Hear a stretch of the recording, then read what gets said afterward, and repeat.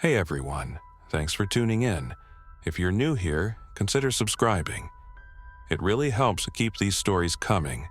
And while you're here, let me know in the comments where you're listening from. Now, sit back, relax, and let's get into the story. I was the one who listened because I was the quietest person in the habitat. Nights on comms were like that. You don't announce yourself. You gently lay your presence over systems that don't sleep. Acoustic modems, CO2 monitors, partial pressure sensors, letting them tell you what they need to tell you. My console's status line scrolled the way it always did, and the habit of reading it from the middle rather than the edges kept the anxiety down. Green, green, amber for the scrubbers. As the bed cycled, green again. The time code on the top right said 217 local. Outside, 12 atmospheres of seawater pressed along the hull, and the silt on the seafloor moved in thin sheets, almost like breath. We called the habitat Kestrel because it didn't sound like a lab with budgets and forms. It sounded like a thing that could move, even though we were bolted to a steel foundation grid with 4 tension legs. Our location was the outer slope of a trench system in the Western Pacific, deeper than any commercial habitat had a right to be. The number we wrote on grant applications was 120 meters. We didn't write the decimal places because that was the compromise between science and insurance. The real depth fluctuated with the tide by almost 2 meters, and the habitat knew it before we did because of the way the hull flexed and the way our ears sang when we pressed against the port windows and listened to the water. We were a 12-person rotation running a month-long saturation. Heliox atmosphere, habitat PO2, hovered at 0.45 ATA to keep the fire risk sane. CO2 alarm set to warn at 0.5%, comma to shout at 1.0%. The life support van on the surface was miles away on a ship with a name I saw in print more than I heard in the air, R.V. Ulyanov. The only person on deck who ever used my first name over the link was the medic, Maya. Everyone else just said comms, the way rig crews say tool pusher or DPO. I didn't mind. I watched the numbers and answered when the sea spoke back. On the wall behind me, there were photos from the previous rotation. Someone balancing a coffee cup on a wrench, someone asleep with a paperback spread across their face. Directly above the console, laminated, the emergency cards, red code, black code, and the rarely used white code that meant communication exercises. Red code told us to seal, stay put, and await instruction. Black code meant a breach, a fire, or losing the habitat's pressure boundary. White code. We laughed about because drills always ran on afternoons when everyone wanted a nap after the maintenance dive. Tonight wasn't a drill. I had the night shift because I liked it. The biologists liked it too. The anaerobic team ran their cultures at night and recorded fluorescence runs in the quiet hours when the lights were low. The lead was Dr. Lin. Soft voice, careful hands, the sort of person who checked the refrigerator temperature every time she opened it, even if she only needed a pipette rack. Their work was what made the Foundation pay for so much helium. Sediment cores from methane seep fields, samples from anoxic microhabitats, and a contingent project with a defense contractor that everyone pretended was ordinary.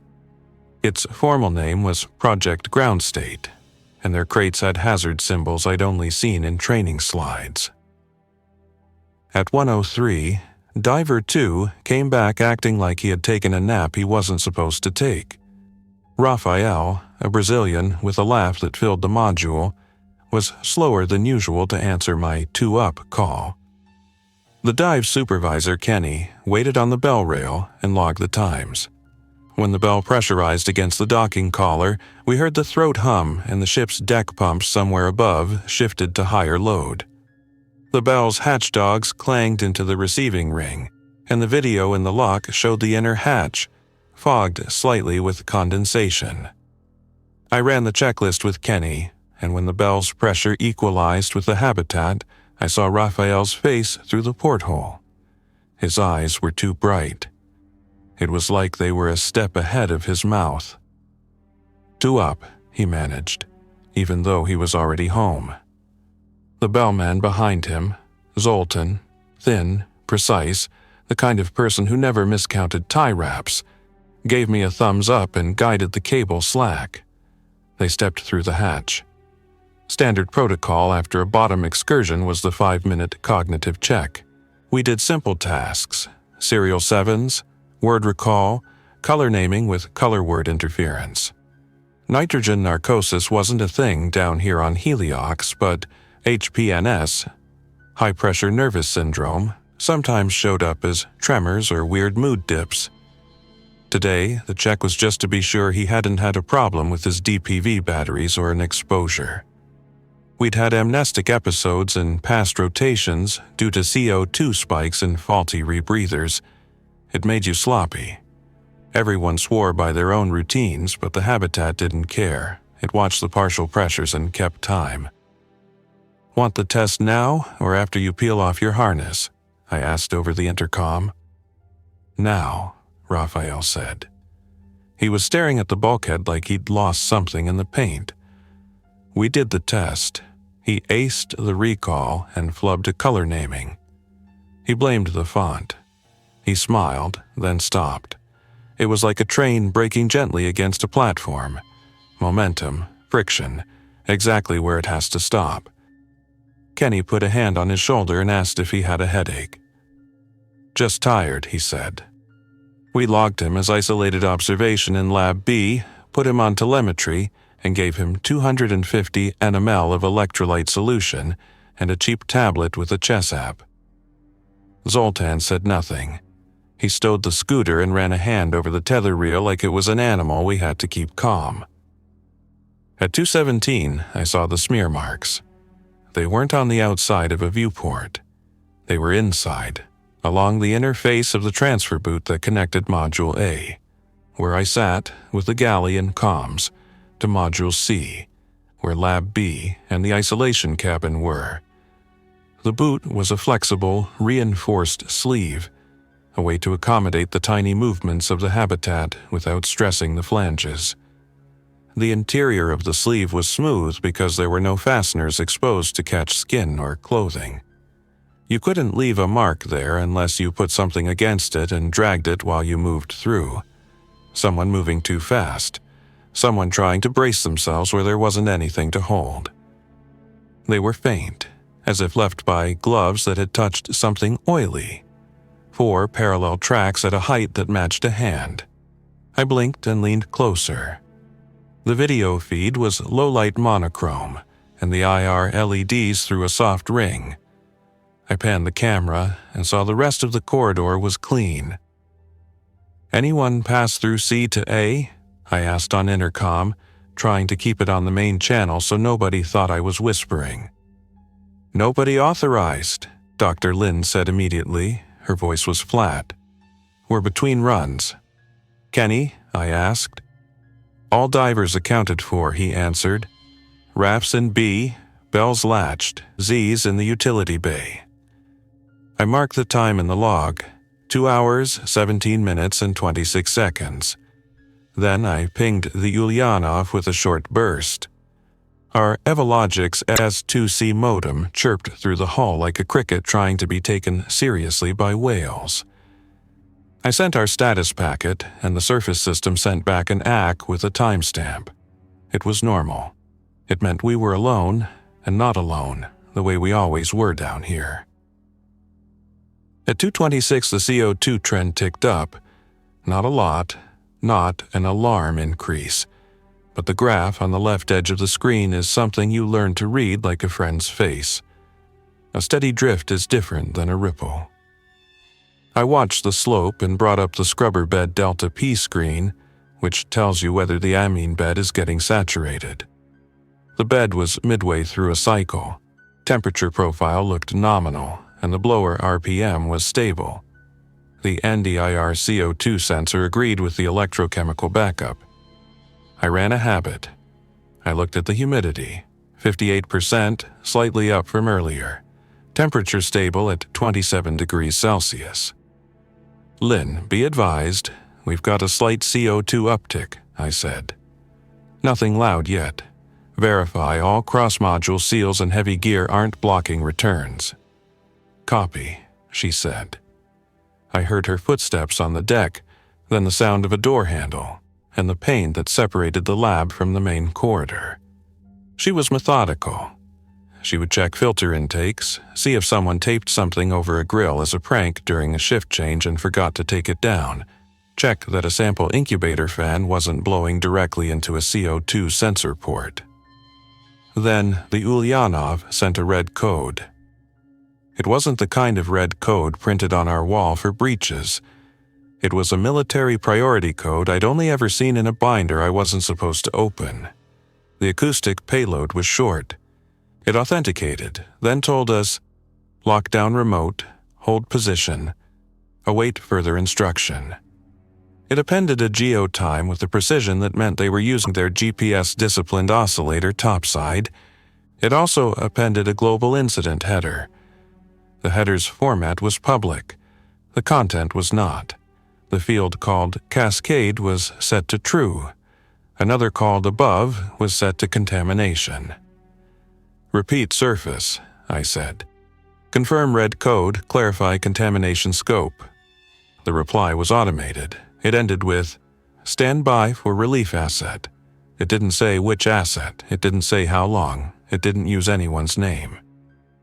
Kenny swore under his breath. Dr. Lynn asked me what that meant. I told her what it said because inventing explanations is worse than silence with people like her. She leaned against the doorframe like the habitat's tilt had changed a degree. Do we recall the team? She asked. There wasn't a team left outside. Everyone was in. Her mouth had carried the muscle memory of emergencies from other lives, fire drills in labs on land, evacuations from campus buildings when alarms proved to be burnt toast or false wiring. We're already sealed, I said. We're in hold.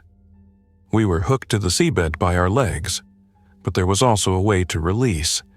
The legs' top clamps could unlock explosively, and our ballast tanks could give us neutral buoyancy. The ascend option existed for salvage operations, and a scenario we fantasized about. A slow lift to midwater, where you could drift like a blimp and feel your body forget the weight. It was never meant for saturation, not from this depth, not when the only proper way home was transfer under pressure into a deck decompression system. We had a free flood emergency bell for short exposures and to get to a rescue vehicle at the same pressure. It was a drum you stepped into, a device with no dreams of keeping you at life depth. It would carry you up and let the water do what it does, equalize, which, from 120 meters, would not be kind. At 241, the CO2 crept again. The blower raised RPM to compensate. The temperature of the bed rose exactly where it should, in the exothermic section, and then the heat curve flattened. The CO2 stabilized just below the 0.5% line. If I had been a new operator, I would have told myself the trend was linear and fine. I was not new. I pinged the Ulyanov again and appended a maintenance flag for CO2 system. The acknowledgement came back with the same red code and a new line. Relief asset, ETA variable, maintain quarantine. It used the word quarantine, which I'd only seen in port health memos and in HBV medical checks ashore. I went to Lab B. Kenny came with me because he didn't like anyone moving alone on red code nights. We keyed the interlock and waited for the light to go green. Pressure equalized. The smell in the lab, solvent, disinfectant, the faint metallic tang of stainless equipment reminded me of long afternoons with calibration gas and scribbled notes. Dr. Lynn stood by the isolation door. She had a tablet in her hand and her lab coat neatly folded on a chair, as if she trusted cloth to hold shape better than nights could. "Raphael?" I asked. "Sleeping," she said. He didn't finish the first chess game. I gave him acetazolamide earlier for mild headache. Vitals are okay. We looked at him through the small port in the cabin door. He was curled with his back to us, one arm tucked under his head. The monitoring screen on the wall showed PO2 plateauing at 0.15 ATA in the cabin's supply duct, which was normal given the lower set point in isolation. CO2 in the cabin was higher than the main module by 0.1%, which could be normal if his exhalation valve on the mask had a slight leak or if he'd taken the mask off for a while. It wasn't high enough to hit any of the alarm thresholds. The smear marks were clearer from this side. Across the transfer boot's inner sleeve, about 4 handspans long. Kenny raised his hand to the sleeve but didn't touch. He looked at his own fingers like he was counting, then dropped his hand and pretended he hadn't almost done that. We took a swab from the sleeve, like that was going to mean anything to anyone before morning. Dr. Lin sealed it in a tube and labeled it like all the others in her tray. Habit is what stops you from inventing superstition. At 3:06, the power conservation mode engaged by itself. Normally, we did it manually to keep the generators above us happy. The habitat sensed a fault on one of the feed lines from the Ulyanov. The backup fuel cell carried the load. Lights went to low lux, and the lab hoods shifted to a reduced flow profile. The lab turned into a submarine in a museum exhibit. Blue shadows, little halos over the instruments. Lynn touched the side of an incubator like you touch a pet in a thunderstorm. "Comms," Kenny said. Bell deck light just flickered. I pulled up the Bell camera. The light over the Bell coupler did a slow brownout and then returned. On the overhead sonar, a return had appeared at the edge of range, a shape too regular to be a whale, too small to be a full mothership. It held steady in hover. Then another window lit, the external camera that watched the docking collar from the outside. The visitor came into view like a deliberate thought. It was a submersible, not one of ours. Running lights on, thrusters yawing gently to keep station. It had the yellow and black hazard striping common to construction ROVs and a military code on the side that was familiar in its typography, if not its registration number. It hung about 5 meters off the collar and did an approach. I hailed it on short-range acoustic. Our local link was a simple FSK channel that could exchange tagging pulses and a small amount of data. The sub answered with a packet that contained IFF identifying it as ARV-7. The packet included a message. Hold position. Red code above. Do not attempt dock. "We need your chamber," Kenny said into the mic, as if want could argue with protocol. "We're 12, one in isolation.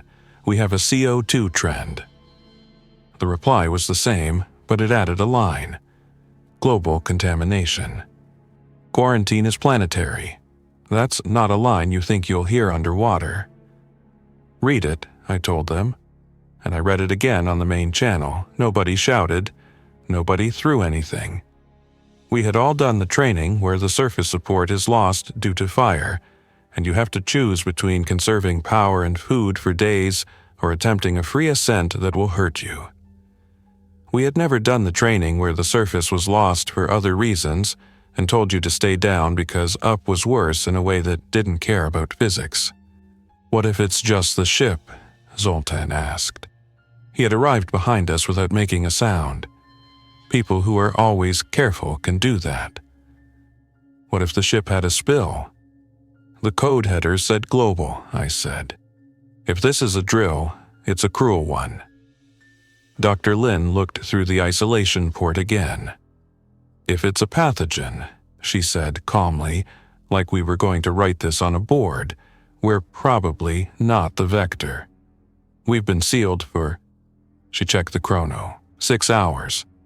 Diver 2 left, returned, and has been isolated since. "Raft didn't go topside," Kenny said. "If the world up there is sick, it's not through him." "Unless," Zoltan said, and didn't finish. We all knew the unless. The crates in ground state had warning diamonds with biohazard symbols. The samples we'd gathered from suboxic seeps had grown bacteria in their jars that generated gases nobody wanted to smell. We had anaerobic cultures that despised oxygen and did what biology always does: converse with their surroundings quietly for a while and then make themselves known. Comms, the Ulyanov sent down, but not as an instruction. It was a heartbeat packet with ship vitals.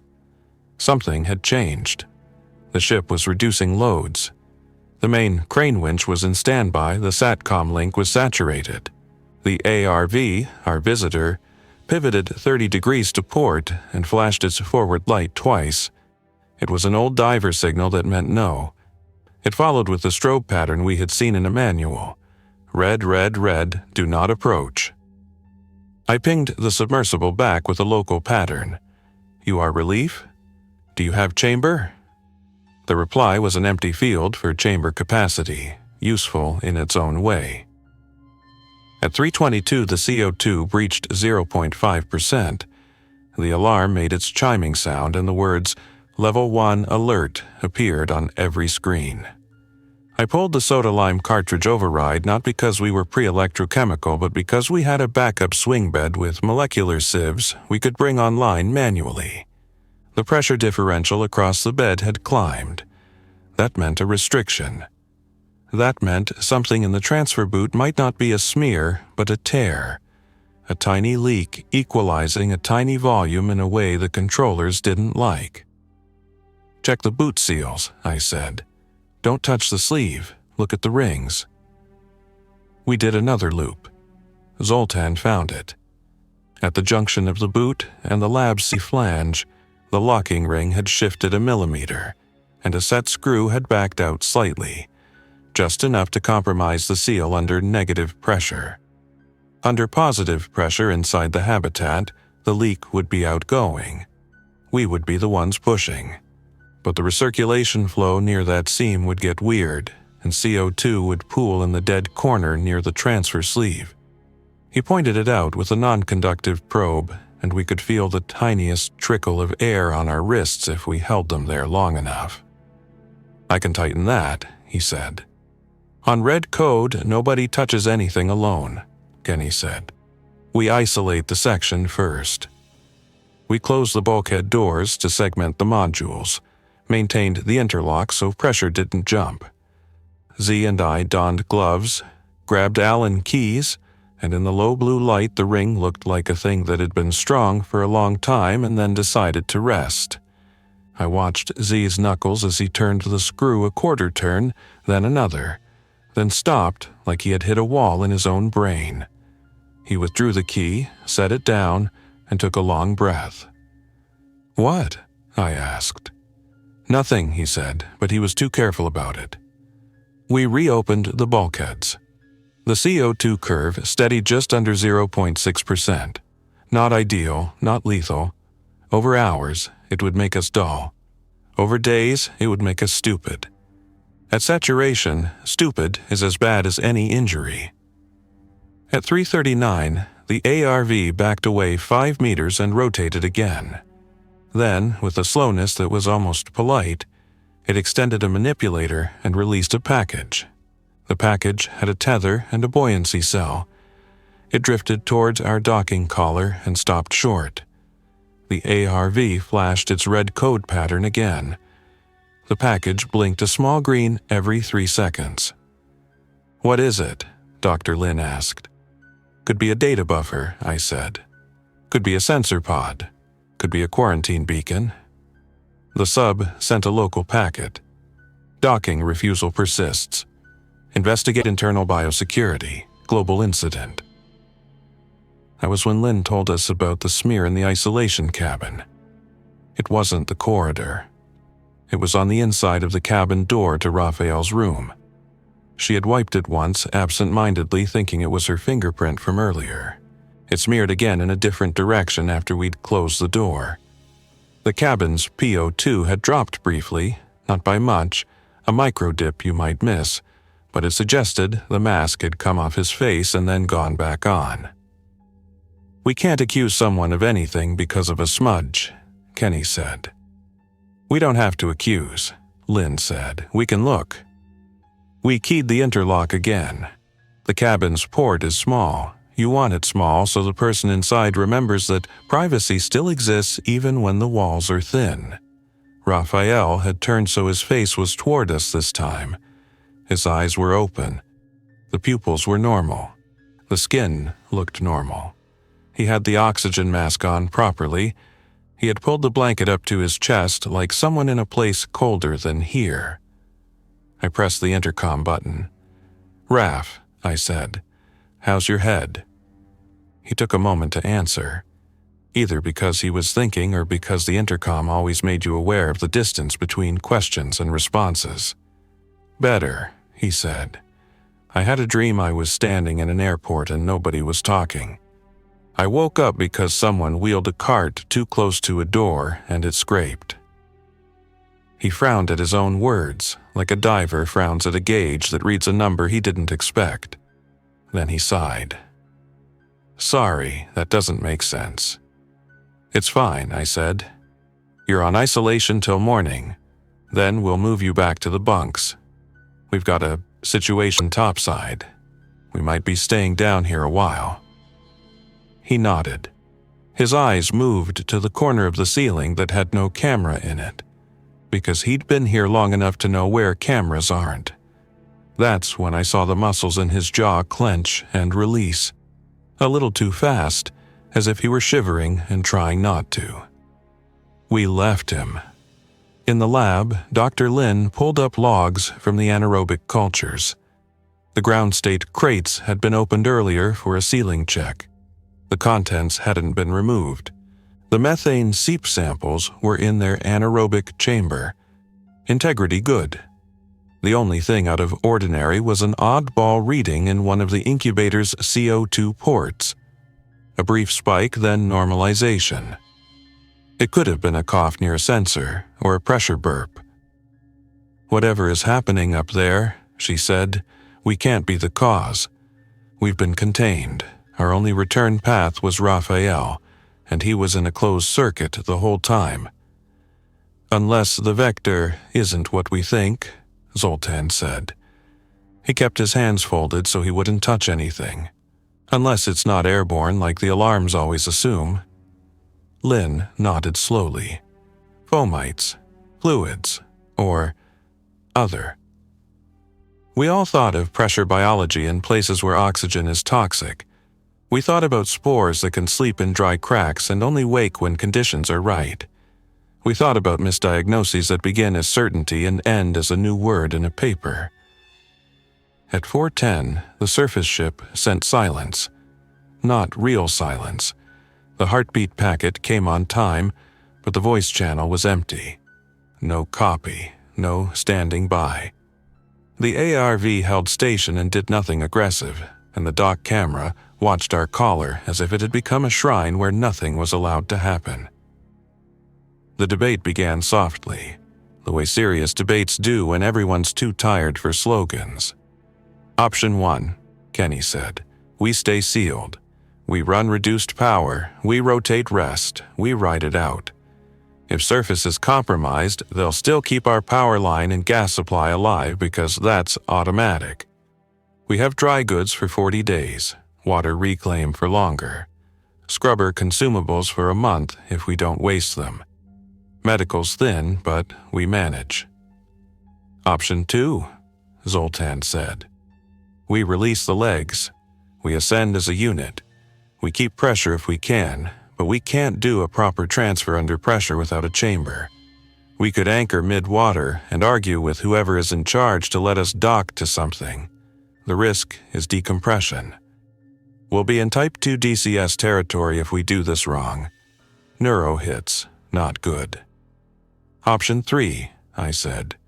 "We attempt to manual dock with the ARV even though they signaled no. Under quarantine rules, they might be required to refuse us unless we prove we're clean. We can demonstrate.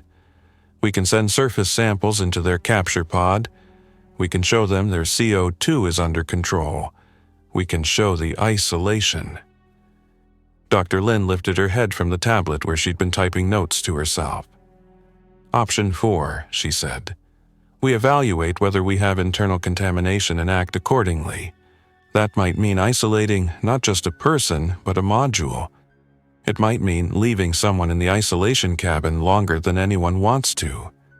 It might mean making decisions I don't like. No one wanted to ask what she meant by decisions. It was clear enough. The CO2 stabilized at 0.6% and held. The PO2 stayed calm. The hum of the scrubbers was a little louder now that my ears were tuned to it. The humidity inching up was a comfort and a worry. Comfort because it meant the habitat's air still had water to give. Worry because condensation near circuits is never a friend. At 4:22 I heard a thud. It wasn't a metal thud. It was the sound of bare feet on deck and someone thinking walking quickly would make them invisible. I keyed the camera by the transfer boot to isolation and saw a blur. The smear on the sleeve thickened, then thinned again. I hit the door intercom. "Raphael," I said. "Stop." He did not. He reached the inner handle of the cabin door and tried it. It was locked. He pressed his forehead to the porthole and breathed, fogging the glass, then stepped back and stood very still, arms hanging at his sides like someone who has a plan and ran out of it. "Talk to me," I said, gently now. "What do you need?" He looked at the intercom button, then at the floor, then up at the ceiling corner with no camera, then back at the door. He inhaled slowly through the mask. Then he spoke. "I had a dream that we were moving," he said. "And when I woke up, I thought we were still moving. It felt wrong to be still." "You're having a vestibular thing," Kenny said in my ear, not on the room intercom. "He's the guy who gets mal de débarquement when we transfer to the surface van. Ground illusions. It's a thing." "It's more than that," Raphael said, startling me. He must have heard Kenny in the faint bleed that sometimes happens across channels. I thought I heard people outside, like the ARV had more than it should, like their voices. "We have no voice channel to the ARV," I said. "Only data. That was a dream." He nodded, then shook his head once as if to clear water out of his ear. He pressed his palms flat against the door. His gloves left prints on the glass. I watched the CO2 tick up 0.02% in the cabin. He exhaled and fogged the glass again. "We're going to keep you inside until morning," I said, and hated that I said morning. In a place where morning is a metaphor we pretend isn't a metaphor. He laughed once, a small sound with no warmth in it. "Until morning," he repeated, and moved back to the bunk. At 5:04, the ARV sent a final packet for the hour. "Relief asset waiting for command. Do not approach. Broadcast red code if breach." Then it cut its running lights to low and became a shape you only saw because you wanted to. We rotated rest. Kenny went horizontal on a foam pad in the galley booth because he said the benches make his back worse than the floor. Zoltan did that thing he does where he stares at nothing and then suddenly naps as if he had an off switch. Dr. Lin went to her desk and wrote. I stayed on the console because when the outside world holds its breath, you keep count. At 6:22, the CO2 rose again. It was subtle, like someone sliding a letter under a door. The slope changed and then pretended it hadn't. I brought up the cabins and saw the isolation room stepping up faster than the rest. I hailed it. No answer. I watched the heart rate on the monitor. It was okay. It climbed and then steadied. "Raf," I said. "Check in." No answer. I looked at Lynn. She nodded without talking, gathered her mask, and walked to the interlock. I went with her. Zoltan stayed by the console. Kenny rolled off the bench and followed slow, not fully awake and yet immediately alert the way people get when alarms have trained them deeper than sleep has. We opened the interlock. The isolation door was still locked. Through the port, we saw Raphael standing with his hands at his sides again. He was facing the door. His eyes were open. His mask was slightly askew, as if he'd adjusted it while asleep and then forgotten to finish the motion. The CO2 climbed in small steps on the cabin display. "Mask on tight," Lynn said loudly through the door. "Need a yes." He put a hand to the strap and pulled it snug. The CO2 slowed its climb. He lifted his other hand and pressed it against the glass.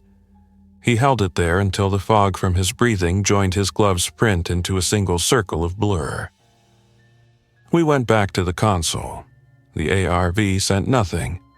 The ship sent nothing but heartbeat. The oxygen scrubbers hummed, and the humidity made a new bead on the inside of a window. The smear marks on the sleeve looked like they had always been there, the way landmarks do once you've noticed them. At 7:10, with the day shift due only in the notebooks we pretended kept time rational, we convened on the operations page, the page on the console where we ask the hard question and pick without flipping coins. "We have two decisions," I said. "Do we stay sealed and try to lower CO2 with repairs and prayer? Or do we attempt a manual dock with the ARV? The ascent option is not a real option unless we accept that we'll all be broken or dead from decompression.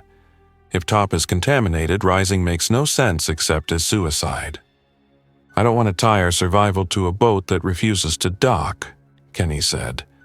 "Manual dock is a fight we might lose, and then we're out of power because we played with valves we didn't need to." "We won't run out of power," I said. "But we are running out of time, cognitively, if CO2 keeps creeping." "We can also attempt to isolate Lab C," Lynn said, "and treat Raphael as contaminated until we know otherwise. That would mean leaving him in that room with supplies passed through the transfer slot. It would mean treating the smear as significant. The ARV's refusal may be a signal they need assurance we can segment on our own. If we show them we can, maybe they'll dock." "That assumes the ARV is waiting for proof," Zoltan said. "It may be waiting for an order nobody is capable of giving because planetary quarantine means exactly that. Maybe their own computer refuses the command." We all looked at the release controls for the habitat's legs. The handles were under clear Lexan covers with red seals that had the date and a signature on them. My signature was on the one for the fore starboard leg. Seeing my name above a lever that could rip us from the bottom made my throat tight. "If we stay," Kenny said, "we need to fix the transfer boot properly and get CO2 under 0.5% again. If we go to the ARV, we need to send a test package to them first, showing we're not exhaling anything they fear. Lynn, is that possible?" "Yes," she said immediately. "We can put together a bioaerosol sample, run it through the particle counter, add a CO2 strip, O2 reading, and seal it. We can use the ROV crate with the small pinger so they know it's from us. We'd need 40 minutes. "Do it," Zoltan said. Kenny raised a hand. "And in that 40, we all go through our mask drills like it's day one. If we have to treat ourselves as a contaminated unit, we do it calmly." Nobody objected. We split. Lynn built the test package. Careful, crisp, measuring every step so she could defend it to any hard question. Z tightened the transfer boot ring again and then inspected the other three with a borescope because he trusts cameras he can push into places more than he trusts eyes. Kenny stood at the docking collar, watching the ARV as if he could make it kinder just by being present. I went back to the console. The CO2 traced a wavering line. The PO2 held. The Ulyanov stayed dim in the data. The ARV drifted slightly and corrected. That drift plus correction had the rhythm of a person's breath, and I had to scold myself for assigning familiar patterns to motors. At 7:52, Lynn and I sent the package. We opened the external hatch on the utility lock, moved the crate carefully with the manipulator wand, and let it go. The ARV's forward camera must have been on because it nudged closer, nudged again, and then extended an arm with a net. It captured the crate and pulled it into a sample bay. We waited. 7 minutes, 10, 15. Then a packet arrived from the ARV. Data received, showing no abnormal aerosol. CO2 stable. Hold. Further instruction pending. It was something. Not a dock, not a handshake, but something. "Maybe that's the chain we needed," Lynn said. Her face looked 10 years older in the blue light. Then she squared her shoulders like memory of posture could force her body to believe a better story. That was when the CO2 in the isolation cabin spiked from 0.7% to 1.2% in a single jump. Not possible if the mask was on. Not unless he'd lifted it. Not unless the supply had gotten weird. The alarm tripped in the cabin. The lights went to bright.